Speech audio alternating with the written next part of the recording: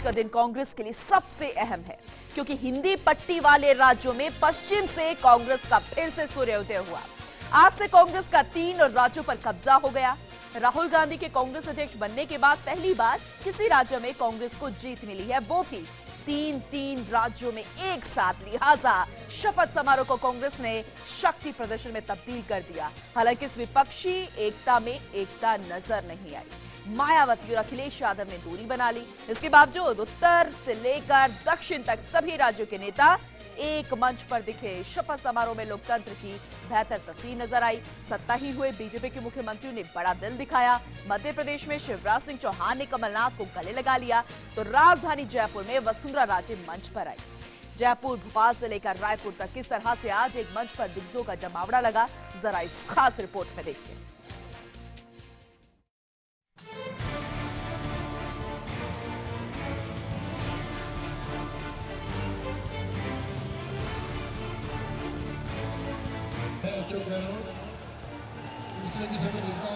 ठंड में लिपटी गुलाबी सिटी में कोहरे के बीच से झांकते साक्षात सूर्य की गवाही में कुछ यूं कांग्रेस का सूर्योदय हो रहा था। चढ़ते हुए दिन में देश की सबसे पुरानी पार्टी सत्ता के शीर्ष पर पहुंचने के लिए पग बढ़ा रही थी। पूरी पिंक सिटी हाथ छाप वाले झंडों से पटी पड़ी थी। जयपुर में कांग्रेस का जय जयकार हो रहा था। हिंदी पट्टी में कांग्रेस राज की वापसी का शंखनाद 131 बरस पुराने उस अल्बर्ट हॉल में हुआ जो भारतीय अरबी शैली का ऐतिहासिक नमूना है। शपथ ग्रहण समारोह के लिए मंच सजा हुआ था। इस क्षण को अपनी नजरों में कैद करने वालों से पूरा हॉल भरा हुआ था। मारवाड़ के गांधी अशोक गहलोत ने तीसरी बार सत्ता में वापसी की है और इस बार युवा और उत्साही सचिन पायलट उनको को पायलट के तौर पर मिले हैं। लेकिन सबसे खास बात ये रही कि राहुल गांधी की सटीक रणनीति ने न केवल बीजेपी को सत्ताहीन करने में कामयाबी हासिल की बल्कि 2019 के लिए नए संकेत भी दे दिए। जीत की पताका फहराने के बाद पहली बार हाथ छाप पार्टी के सबसे बड़े नेता का पदार्पण होने वाला था। लिहाजा राहुल गांधी को लेने के लिए सुबह सुबह अशोक गहलोत और सचिन पायलट एयरपोर्ट पर पहुंच चुके थे। इधर धीरे धीरे अल्बर्ट हॉल में मेहमानों का जुटना शुरू हो चुका था। सचिन पायलट की पत्नी सारा पहुंची थी, उनके दोनों बच्चे पहुंचे थे, पहुंची थी गद्दी पर बैठने वाले गहलोत की पूरी फैमिली। आज परिवार और प्रदेश दोनों के लिए बड़ा दिन है। प्रदेश की प्रगति की कामना करते हैं। एक एक कर सारे मेहमान आए। आई वो वसुंधरा राजे जो इससे पहले तक मुख्यमंत्री हुआ करती थी। मंच पर दोनों मिले तो लोग देखते रह गए। दुनिया के सबसे बड़े लोकतंत्र के महान होने की व्याख्या करती हुई तस्वीर है ये।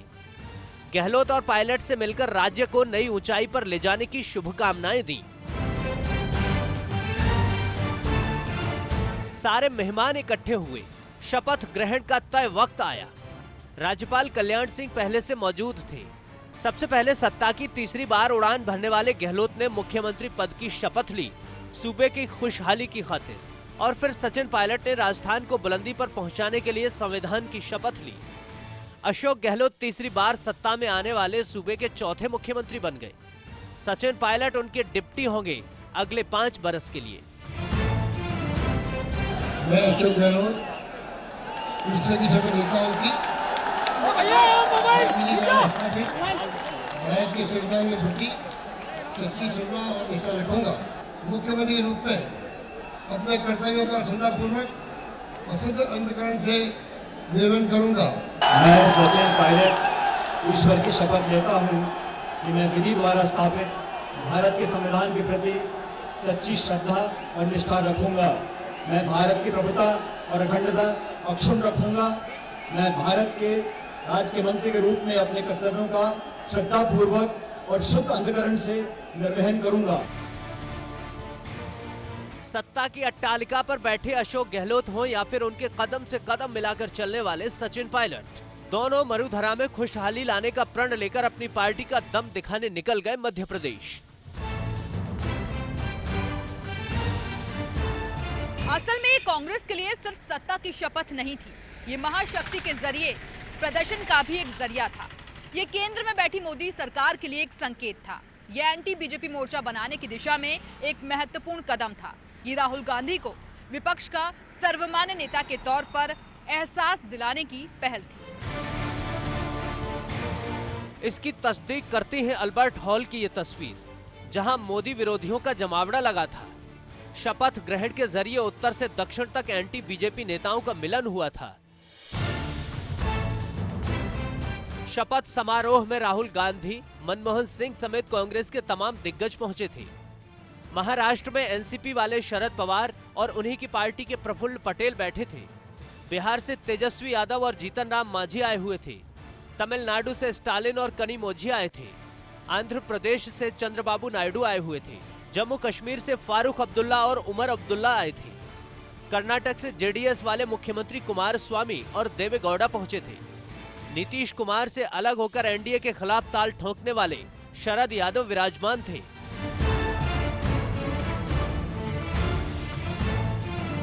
बड़ी बात यह है कि राहुल की अगुवाई में एंटी मोदी एक साथ एक बस में सवार थे।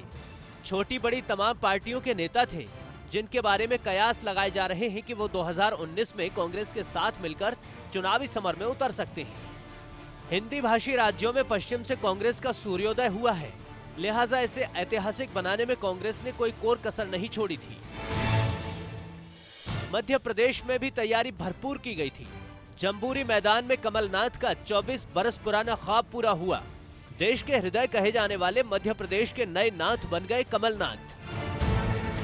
मैं कमलनाथ ईश्वर की शपथ लेता हूं कि मैं विधि द्वारा स्थापित भारत के संविधान के प्रति सच्ची श्रद्धा और निष्ठा रखूंगा।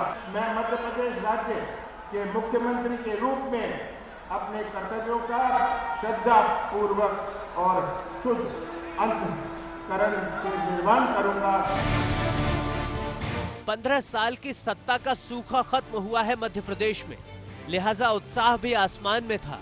कांग्रेस ने यहां भी मोदी विरोधियों को इकट्ठा किया था।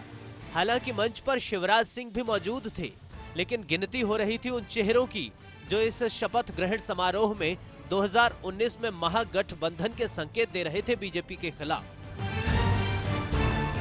दरअसल ये सिर्फ तस्वीर भर नहीं है, बल्कि ये राहुल गांधी की अगुवाई में मजबूत होती कांग्रेस का एक बड़ा संकेत है।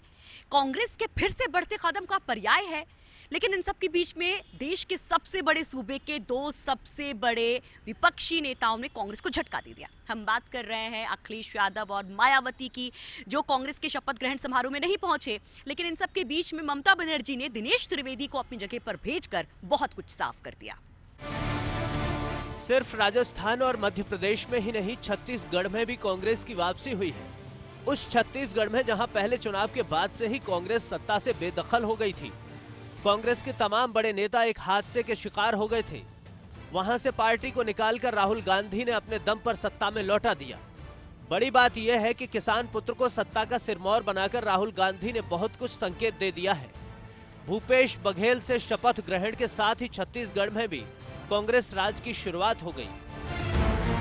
मैं भूपेश बघेल ईश्वर की शपथ लेता हूं कि मैं विधि द्वारा स्थापित भारत के संविधान के प्रति सच्ची श्रद्धा और निष्ठा रखूंगा। मैं छत्तीसगढ़ राज्य के मुख्यमंत्री के रूप में अपने कर्तव्यों का श्रद्धापूर्वक और शुद्ध अंतःकरण से निर्वहन करूंगा।